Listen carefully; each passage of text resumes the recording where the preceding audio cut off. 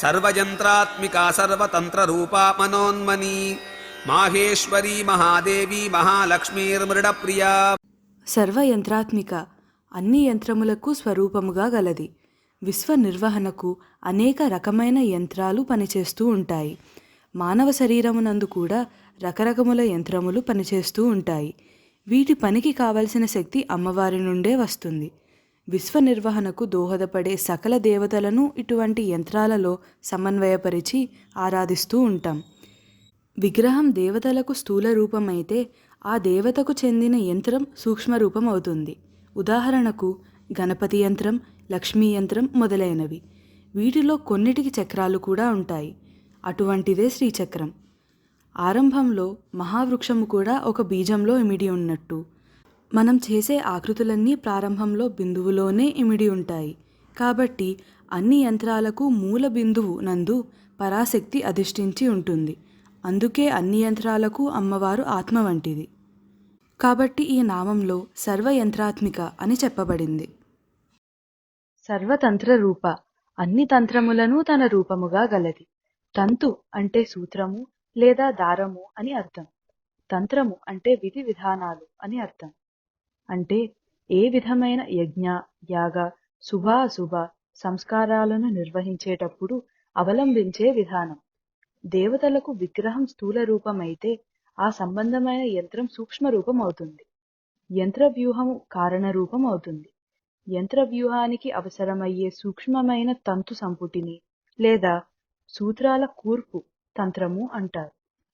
నరాలలో ప్రవహించే శక్తి నాడులుగా భావిస్తే యంత్రవ్యూహ తంతువులు నాడుల లాంటివైతే యంత్రాలలో గీతలు నరాల లాంటివి అవుతాయి. అంటే వాక్కు రూపంలో తంత్ర ఉంటే రేఖ రూపంలో యంత్రం ఉంటుందన్నమాట. జ్ఞానాన్ని విస్తరింపచేసే శాస్త్రాలే తంత్ర గ్రంథాలని అర్థం. ఈ తంత్రాలు సాత్విక, రాజసిక, తామసిక అని 3 విధాలుగా విభజింపబడ్డాయి. అమ్మవారు అన్ని తంత్రాలను తన రూపంగా గలది. మనోన్మని మనన స్థితిలో మేల్కాంచిన మననము చేయబడినట్టిది. అభిప్రాయములతో నిండి ఉన్న మనస్సు దుమ్ము పట్టిన అద్దము లాంటిది. అదే ఎటువంటి అభిప్రాయాలు, ఆలోచనలు లేని మనస్సుతో మననము చేసినప్పుడు ఒక్కసారి మెలకు వచ్చినట్టు అమ్మవారు దర్శనమిస్తే దానిని అలా మేల్కాంచి దర్శనం అంటారు. అట్టి దర్శనము ఇచ్చునది అని ఈ నామానికి అర్థం. పూర్తిగా అంతర్ముఖ స్థితిలో దర్శనమిచ్చేది మనోన్మని అవుతుంది. శృతులు అంటే వేదాలు. వేదాలు ఋషులకు ఇలా దర్శనమైనదే.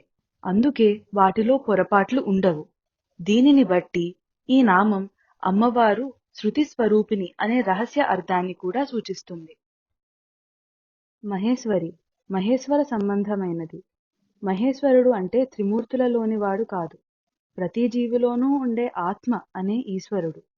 అటువంటి ఆత్మ వెనుక ఉండే పరమాత్మ మహేశ్వరుడు. ఈ మహేశ్వరుడే సర్వాంతర్యామి మరియు సర్వాంతర్యామి. ఈమెయే మహేశ్వరి. మహాదేవి మహిమాన్వితమైన ఆధిపత్యము కలది. ఎక్కడ ఏ విధమైన గొప్పతనం, వైభవం ఉన్నా అది అమ్మవారికి సంబంధించినది అని ఈ నామానికి ఒక అర్థం. గండకీ నదీ తీరమునందు ఉన్న చక్రతీర్థమునకు అధిష్టాన దేవత. మహాలక్ష్మి గొప్పవైన లక్ష్ములు గలది.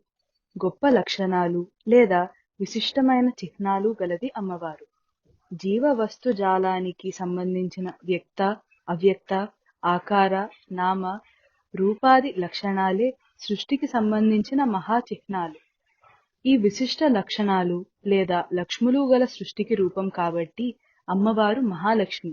ధైర్య, ధాన్య, విద్యాది సకల శ్రీలకు అనగా శుభములకు మూల కారణ సమన్వయ శక్తి కాబట్టి ఆమె మహాలక్ష్మి.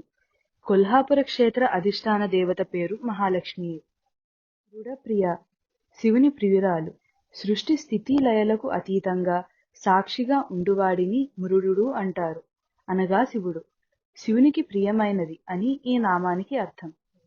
సర్వయంత్రాత్మికా సర్వతంత్రరూపా మనోన్మనీ మాహేశ్వరీ మహాదేవి మహాలక్ష్మీర్మృడప్రియా.